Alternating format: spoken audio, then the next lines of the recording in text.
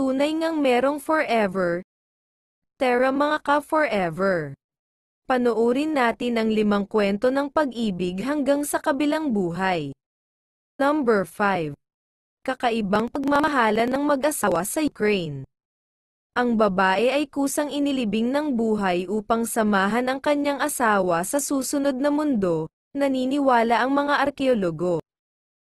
Sinabi ng mga eksperto sa autopsy na hindi posibleng ilagay ang katawan ng babae sa ganoong mapagmahal na posisyon kung siya ay patay na. Sinabi ng mga eksperto na malamang na pinili ng babae na mamatay at ilibing kasama ang kanyang asawa. Naniniwala sila na maaaring nakainom siya ng lason nang umakyat siya sa libingan at niyakap ang kanyang kamakailang namatay na kasama. Ang pambihirang libing ay nakita ang mag-asawang magkayakap mula noong panahon ng tanso sa walang hanggang pag-ibig. Ang pares, mula sa sinaunang panahong Vysotskaya o Wysocko kultura ay natagpuan malapit sa nayo ng Petrikiv, timog ng lungsod ng Ternopil sa kanlurang Ukraine. Si Propesor Mykola Bandrivsky na nagsagawa ng pag-aaral tungkol sa mapagmahal na paglilibing ng mag-asawa, ay nagsabi, ito ay isang kakaibang libing, isang lalaki at isang babae ang nakahiga, na magkayakap ng mahigpit.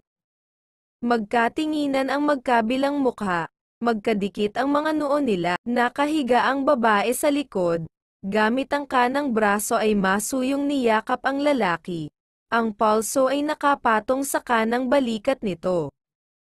Ang mga binti ng babae ay nakatungo sa mga tuhod na kahiga sa tuktok ng mga nakaunat na binti ng lalaki.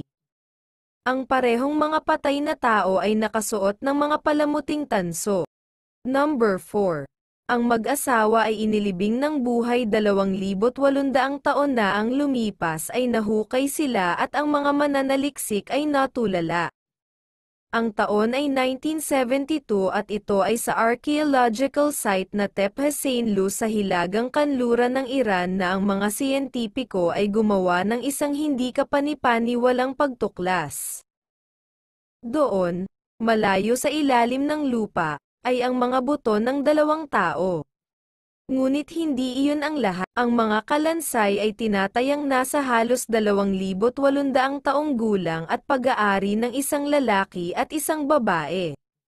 Binuo ang Hüseynlu Lovers kasunod ng kanilang pagtuklas noong 1972. Ang mag-asawa ay tinatayang magkasamang namatay noong 800 BC, batay sa mga pag-aaral ng isang sugat na natagpuan sa ulo ng lalaki. Ayon sa site na Rare Historical Photos, ang mag-asawa ay humingi ng proteksyon ng magkasama sa isang bunker sa panahon ng isang mahusay na digmaan. Nang masunog ang bayan sa isang pag-atake ng militar, ang magkabilang panig na naglalaban ay napatay sa isang mabilis na lumalalang apoy samantala, ang mag-asawa sa bunker ay nalagutan ng hininga hanggang sa mamatay nang gumuho ang lupa sa itaas nila. Ang hindi kapani-paniwala, nang mahukay ang mga kalansay, ang mag-asawa ay natuklasan sa eksaktong kanilang huling posisyon, isang posisyon na tunay na nagpapakita na ang pag-ibig ay walang hanggan. Ang braso ng lalaki ay nakapulupot sa kanyang babae, habang ang dalawa ay nag-uugnay sa isang pangwakas at walang kamatayang halik. Number 3. Nahukay ng mga arkeologo ang 2 hanggang skeleton sa isang sinaunang libingan sa China. Malamang na nabuhay ang mag-asawa noong Northern Wei Dynasty, 386 hanggang 534, isang panahon ng kaguluhan sa politika. Natuklasan ng mga arkeologo sa China ang isang bihirang dobleng libing, o libingan ng magkasintahan, na nagtatampok ng mga kalansay ng isang lalaki at babae na nakakulong sa walang hanggang yakap. Bagaman 1,500 taong gulang na ang libingan, nakasuot pa rin siya ng plain silver band sa kanyang singsing na daliri.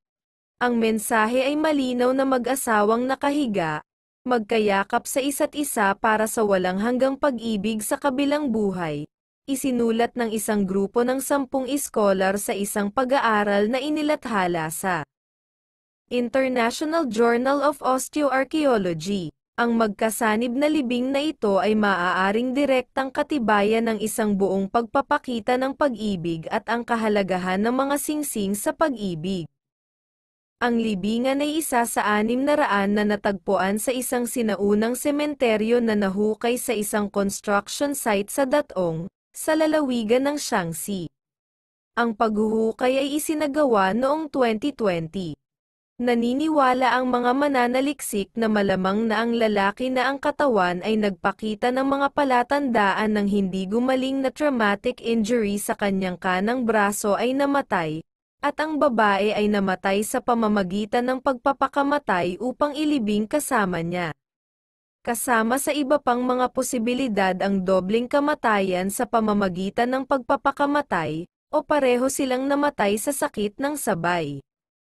Ito ang unang kilalang double burial mula sa sinaunang Tsino. Number 2. 12 ng mga libingan sa panahon ng Bronze na naglalaman ng mga labi ng mga mag-asawang magkayakap na nahukay sa Siberia.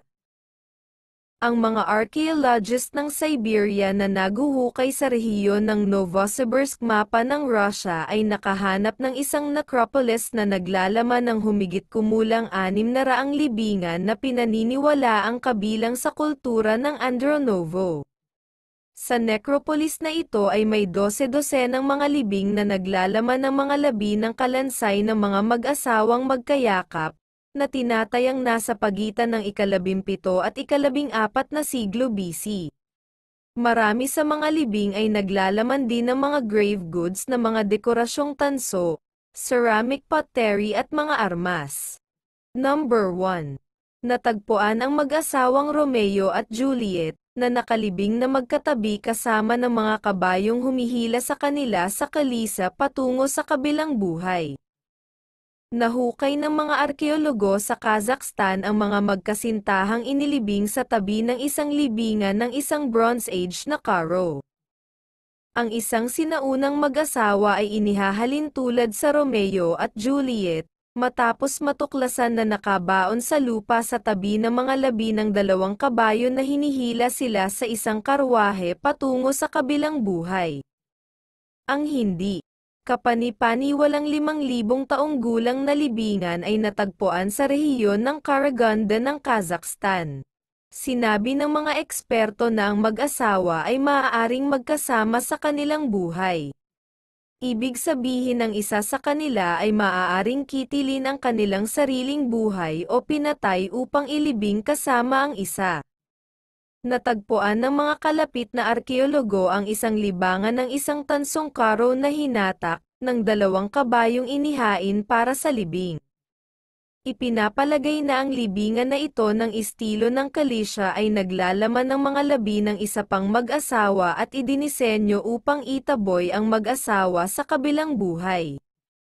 Ang libingan ay hinalughog sa ilang mga punto sa kasaysayan nito, ngunit ang mga buto ng mag-asawa ay nananatili at iniisip ng mga eksperto na ang mga buto ng lalaki ay maaaring pag-aari ng isang karero.